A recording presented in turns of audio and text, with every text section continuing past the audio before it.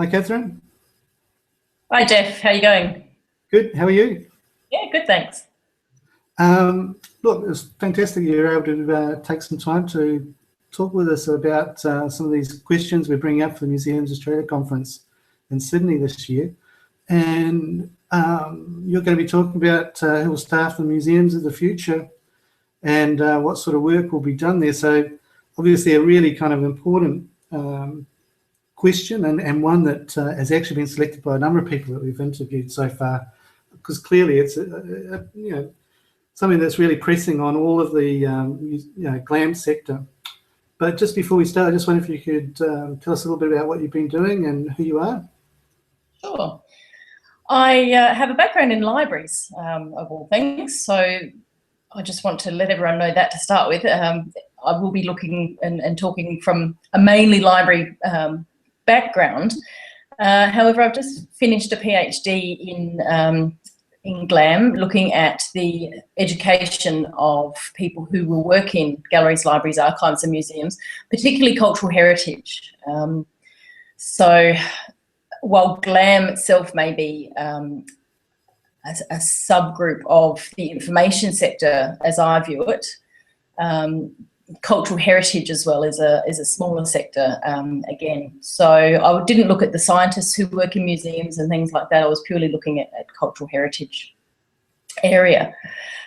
So what I was interested in was to, I'd heard lots of people saying things like, oh, galleries, libraries, archives, museums, we all do the same thing. So if we all do the same thing, then why don't we all work together? And therefore, my interest in education, why aren't we all educated together?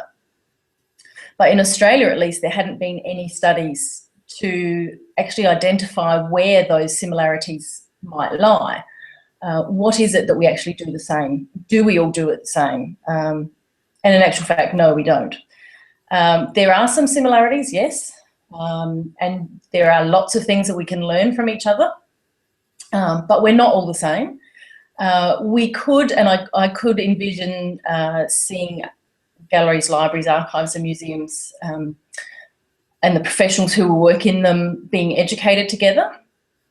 And I should probably also clarify that I looked at the roles of what I termed information professionals, which is a common word in library land, but not so much in galleries and museums, perhaps. And in fact, some people that I spoke to didn't particularly like the term, even though I gave some definitions and they said, yes, well, that's sort of what we do.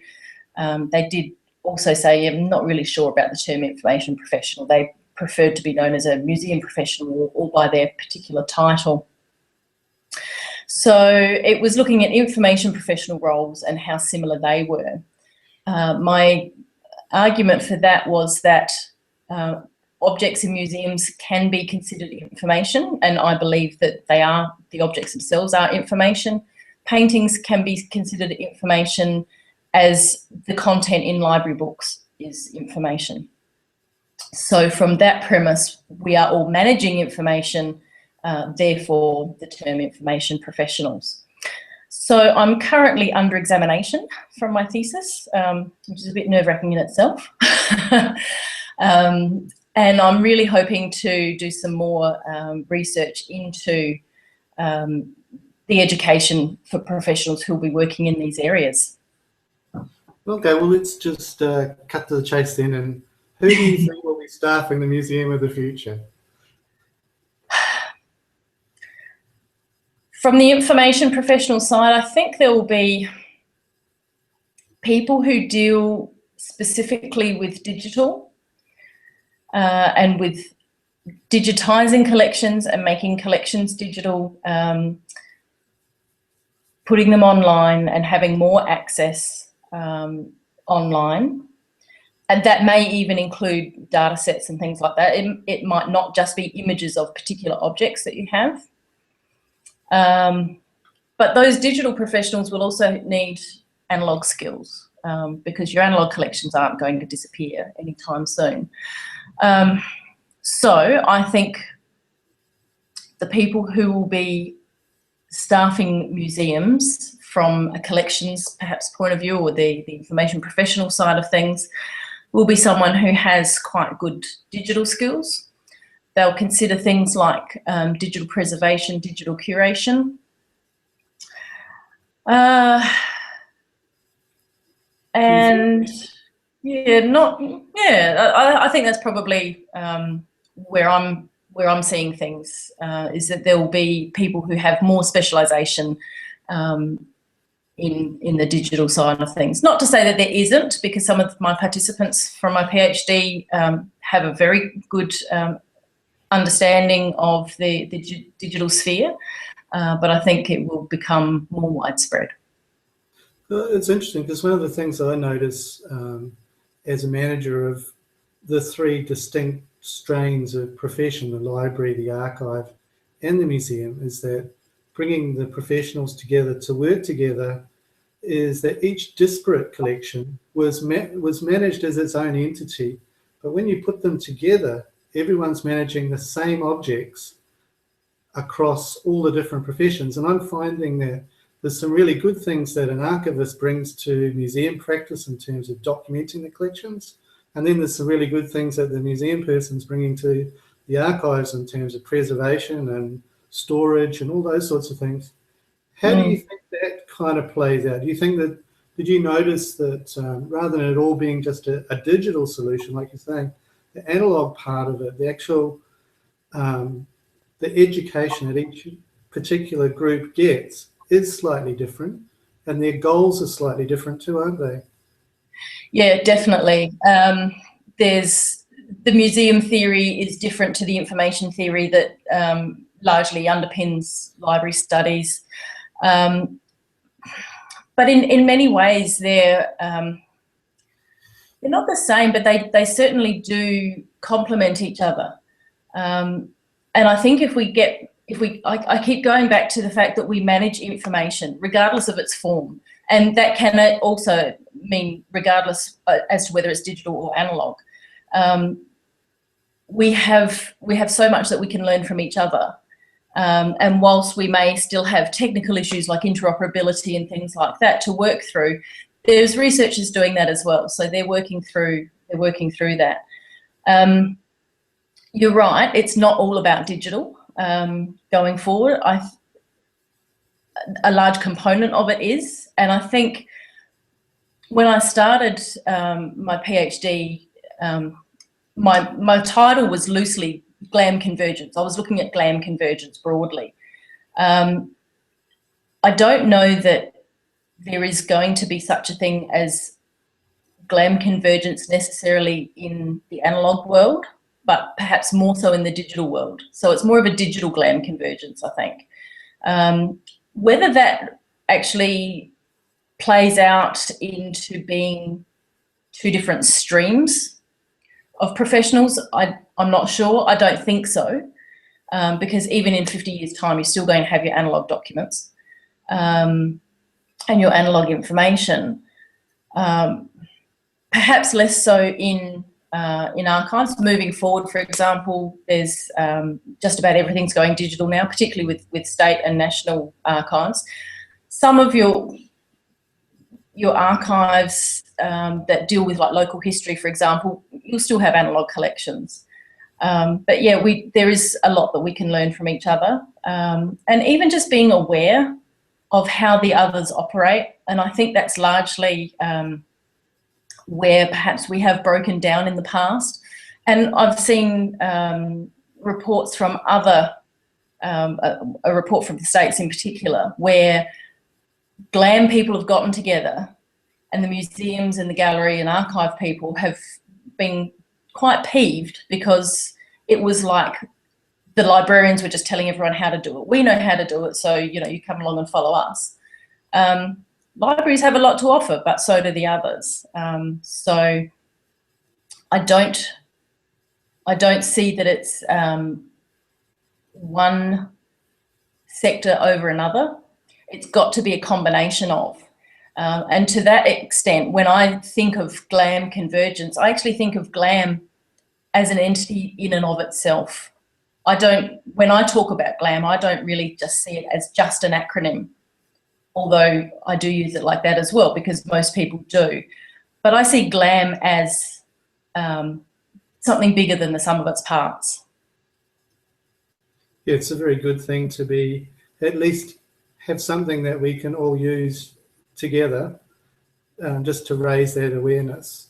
One of the other things that I'm curious about too is that what I've noticed with digitisation is that it's meant that a lot of people that were in the profession behind the scenes, providing services to other parts of the museum or the library or the archive, have suddenly become frontline in terms of if they produce something, they can go straight out there to the public, and their roles are changing in that sense. And how have you found, did you find when you were doing your research that people were adjusting to this kind of new need for everybody to be able to sort of take the data or the information or the content that they were dealing with and think about it from the very sort of first points of, you know, putting it in its box or acquiring it into the museum to where it was going to end up? Yeah, definitely the archivists are thinking that way, definitely. And in fact, that's something quite unique about Australian archivists as well. There's they subscribe to what they call continuum thinking, which is at the point of creation of a record, they need to be thinking what will happen to it in the future, and not just for its perhaps legal future and its retention schedule as per legislation, but you know, is this something that we're going to be wanting to keep long term, short term, and things like that. So the archivists are definitely on top of that. Librarians probably not so much, probably because it doesn't really concern them in some ways, although those who have heritage collections, often referred to as just ephemera and things like that in library world, I think they're just thinking about more of the present preservation. I was going to say presentation, but the preservation of the objects, and perhaps what they might, if they can digitise those aspects of their collection and put it online for people to be able to access and use and reuse and use as mashups and things like that. Museum professionals are also thinking that way to a certain extent. I get the feeling, and this isn't necessarily based in any empirical evidence that I gathered, but yes, I think a lot of the more senior people in museums are thinking that way. Not sure if it's quite filtered down to the newer graduates. It's an interesting mix of people that I had for my research, but also an interesting mix of people across sectors as well. Did you notice that there was any difference between, you know, people? Was it generally across Australia that there was a trend that you noticed, or was a difference between states or city and country, or big museum, small museum? Was there anything? Any trends in particular, or? Yeah. Anything that, you know, was really noticeable at the end of the research project? Nothing that I could divide into states in particular, or really large or small museums. I guess I looked at people from medium to larger enterprises or organisations, mainly because they would have, often they have different collections, library, archive, museum collections within the one organisation. And if they weren't such an organisation, then they did have some idea of how they might be able to work with others. Generally speaking, the sector, the GLAM sector, as the one sector, as I spoke about earlier, pretty much spoke with one voice. There wasn't a huge amount of disparity between the sectors, which was really interesting, actually. The most difference I got on anything was the archivists out of any of them. And that came down to, I had a question about whether people could be educated together. And the archivist said, no way, there's absolutely no way you can educate us together, because the archives master's degree, as it is at the moment, is already so full of, the curriculum is already so full that you can't possibly add museum information and library information to have a well-prepared professional who is able to then walk out and work in archives. So they were very much against, and in fact, the word was dumbing down. If you do that, you will dumb down the archive qualification. So the general finding was that we need broader skills across the sectors. We need to be aware of what each other does. We need to be aware of why each other does what it does. But we also need to retain those specialist skills. We will still need archivists in 20, 30, 40, 50 years' time. There may be an increase in what has been called a cultural heritage information professional, so someone who can work across all sectors quite easily. A specialised archivist probably won't ever have to work across all sectors. So that was the general finding and general feeling of the people. But it was quite interesting that no, there wasn't anything that really stuck out apart from just the archivist that I mentioned there. Yeah, I think one of the other things that I've asked this to, I think, everybody that I've interviewed so far, and it's, we talk about everything and their separateness, and this obviously reasons why people are trained slightly differently. Mm. But why do they have to be in a different space? Does the physical space that you end up conducting your profession in, why do we still have to have a thing that's called a library, or a thing that's called a museum, or a thing that's called an archive? I mean, as you say, lots of these institutions already have many of them. Isn't it possible that this convergence could happen in a physical space way, in a much better way, particularly with digitizing of things, than making people actually learn together or push those skills together? Because as you say, there's scope for all of those, and there's a reason why everyone is trained slightly differently, because they bring a slightly different approach to it. But the actual physical nature of where we do our work, I always feel like we should be working more together in the physical space and bringing the collections together. And do you have any thoughts on that? Yeah, that would be fantastic.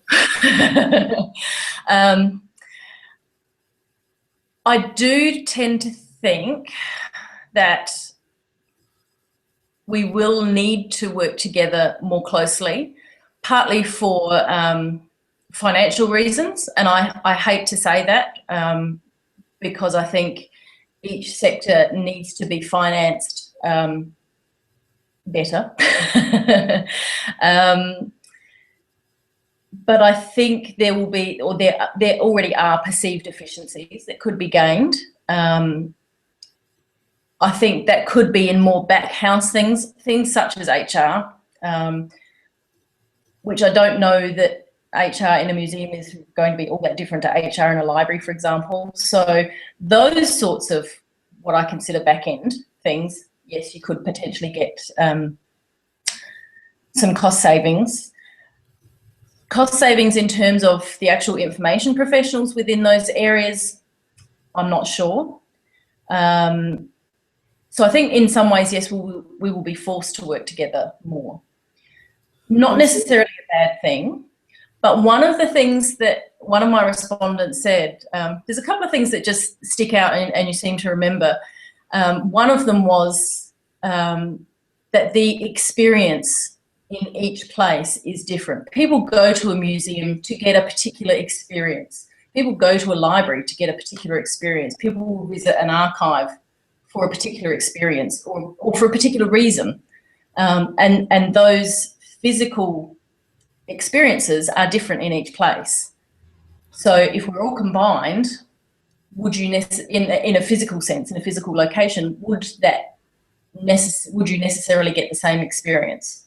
I think you probably get there's potential to actually get a better experience, because one of the things that we're noticing where I am at the moment is that by having all three a one-stop place where you can search, you can do your family history, you can see the objects, you can go into the archive, and you can have the experience that means that you can access all of those materials without having to go to different places, and you get the benefit of talking to an archivist about documents and talking to a librarian about documents. And so I think there's some really big positives from putting people in, allowing people to engage in a space where we're not focused on just putting books on a shelf, for instance, or the library trying to have an exhibition when it's not really set up for an exhibition, but it's got a display area. So, we all know what that looks like. Yeah. So it's kind of, and the same with the museum. Museum sort of doing all this research and dumbing it all down to get 140 characters onto an object label, and then not having the books around that you could sort of have a look at. So I just think there's perhaps ways that we should be thinking more together about our spaces that we share, and how good it could be, rather than sort of how important it is to hang on to what we've got. Yeah. I think there's probably needs to be a bit more research done into occupational boundaries, I guess. There's been some good research, and I'm sure a lot of the Museums Australia people are aware of a PhD thesis that was done in New Zealand by Shannon Wellington, in which she looked at, amongst others, but the one I do remember was, I say I remember it and I've forgotten the name of it, but it was co-located gallery, library, museum. Bukariki? Yes, that was one of them. She looked at three. There's one in Wellington. Yeah, in Pararura, I went and had a look at that. Yeah. And what she found was that even though these people were in the same building, they still operated quite separately. And she also found that if the museum people, for example, would often require more space purely because of their collections and their displays, that automatically seemed to give them some sort of seniority over others. So I think there's a lot of research that could be done in terms of occupational culture and things like that as well. I think as we move forward with the different generations, I think that will change. I think some of, as has been mentioned by other people, some of the old guard in and across the GLAM sectors, it's been done like this for 30 years, so why should we look at doing anything different? I think that is changing. And even with some of the older people who are in more senior positions, even though they have been there for a while, they are actually looking forward. So I think, unfortunately, there's probably just a few stalwarts in fairly significant kind of places that once they're gone, we might be able to move forward on the convergence thing a bit more. Well, I think too that just the whole digitization aspects of the profession. When you look at just that side, there is a whole lot of shared standards, there's shared activity, there's shared research, and that within that area, there's the potential for really building on the kinds of professionals we want to see in the future. Yes. And that by sharing in that space, maybe they're more open to sharing in the physical space or in the collection space or the exhibition space or the delivery to audience spaces. Absolutely, and I think that is where the convergence will stem from. How much it trickles down then into the physical, not sure. It would be really good if it could. But Paul Marty, a researcher in Florida in the States, talks about digital convergence. He doesn't just talk about GLAM convergence, he talks about digital convergence. So he is talking about convergence in the digital world as opposed to the analogue. That's not to say that it can't happen in the analogue world as well, but where the skills cross over more are exactly in the digital world. We're all interested in preservation. We're all interested in conservation, digital curation. And in fact, there are some proposed models that look at digital curation as being the unifying thing that will bind all of the GLAM sectors together, because we all do it. We might apply it slightly differently, but we all do it. Things like standards. There are museum standards, there are library standards, there are archive standards, but they're all standards. You know, if you as a museum professional know how to use a standard that applies to the museum, then you're going to know how to use it applying to an archive. You might not actually know all of the intricacies, but you're going to know how to apply it. So digital world, yes, definitely. Things like information policy as well is something else that comes across all areas. So I think the digital sphere is where the convergence is going to happen to start with. And I think as we educate the next generation coming through in those digital aspects, I think, and if we can manage to educate museum professionals with the library and archive professionals, we will start to see some collaborations happening in the physical world as well. As one American researcher put it, if you start to educate people together, and she's not necessarily saying that that's the first thing, that education is not necessarily the driver for convergence, but she's saying if people are educated together and then years down the track they realise that they're both senior managers in, you know, one's in a gallery, one's in a library, one's in an archive, they then have contacts in those separate sectors. So it becomes a lot easier then to, you know, there's not such a huge barrier to break down to discuss convergence issues and potentials. But, I mean, one of the things that really brought this home to me was when the Queensland floods happened a few years back, and I was working for the CAN, the Collections Australia Network at the time, Mm-hmm. and we had a lot of inquiries coming back from, you know, regional museums and archives and libraries, not so much because they're in a network already, but definitely with the museums and the archives, asking for where are the disaster standards? You know, we've got a whole pile of photographs, they've all got wet, or we've got, you know, a whole lot of things that are books. How do we, you know, manage this? You know, what's the best practice? And what was interesting was that there was none. There was none across Australia. There wasn't a standard there that if there's a disaster and you want to sort of look after your, you know, glass plate negatives, gelatin glass plate negatives, this is what you should do. In fact, there was a huge array of places that were offering the standards and people found it very confusing. So I think there's also like this potential within this, the physical nature of the objects too. There's things that we can do that together that we should all be doing together, you know, just some basic housekeeping. Absolutely. Yeah. Couldn't agree more. Yes.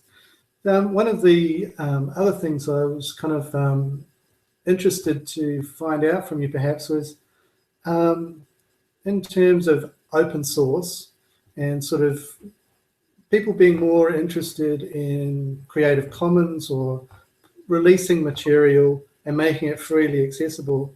Was that something that you felt could also affect the way that the profession works? Because a lot of it does seem to be about, has in the past been about holding knowledge and redistributing it in parcels that are digestible through the exhibition or this you know, collection of books that we're buying, or, you know, these documents that we've digitized. But yeah, good question. I guess that's one of the things where my library training is quite different, I realised, from archivists in particular, is that librarians encourage sharing of information. Not to say necessarily that archivists don't or are against it, but it's not, their remit is different. They're starting to see the change, but their remit is, and particularly in state records and the National Archives, their remit is to keep the government to account and to keep government documents and government records. So they have a very large legislative obligation that librarians don't have. Librarians are obliged to their users to get them the information that they need and that they want. Archives have been very closed. They're starting to open up now, and by very closed I don't mean that a lot of the information is restricted, although it is, but they haven't really had much of a user focus as such, in the same sense that museums or libraries would have. Starting to change a little bit, and they're starting to realise that the access to their information is required, and that people want to see it, want to use it. But there's legislation too, isn't there? That's, you know, encouraging, you know, government to release its documents and make them available to the people that have paid for them to be digitised or archived in the first place. Yes, but they do seem to have a way around that. You can always request the information, but how often is it actually given to you is another thing. Hopefully that will change as well. I mean, there's obviously some documents and things that can't be released, and I think most people are relatively understanding with things like that. But yeah, it's an interesting question. And open access in terms of, from an academic point of view, in terms of journal articles and things like that, for example. So some of the articles that I will write from my thesis will be essentially behind paywalls. And yet, you know, I was in receipt of an Australian government scholarship to do this research, so it's already been paid for. Someone shouldn't have to pay for it again. That's right. Having said that, my thesis will be freely available on the QUT website. But not everyone wants to read, you know, a 314-page thesis just to get some information about one particular aspect. So, yeah, it's interesting and tricky.